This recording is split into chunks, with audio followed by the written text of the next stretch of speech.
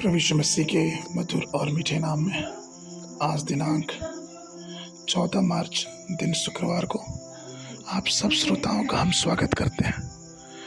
आज के दिन के लिए जो वचन है लिया गया है मरकुस रचित सुसमाचार उसका 5 अध्याय 27 और 28 पद।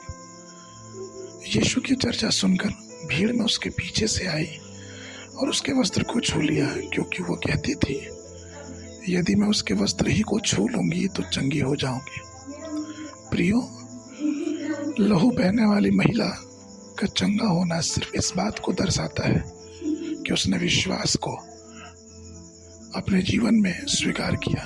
उसने अपने जीवन में एक साहसपूर्वक घोषणा की कि यदि मैं उसके वस्त्र को छू लूंगी तो चंगी हो जाऊंगी।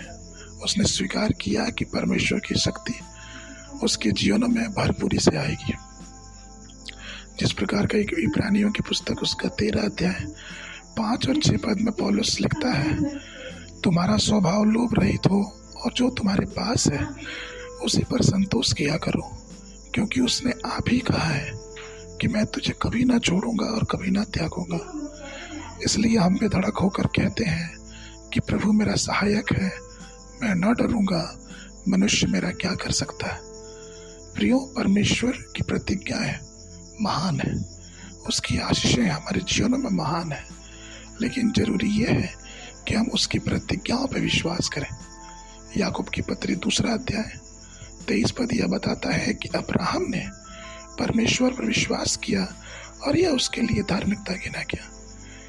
जब हम परमेश्वर की प्रतिज्ञाओं पर विश्वास करते हैं तो हमें और आपको ये पता चलता है कि उसकी प्रतिज्ञाएं हमारे जीवनों में एक आशीष को लेके आती है।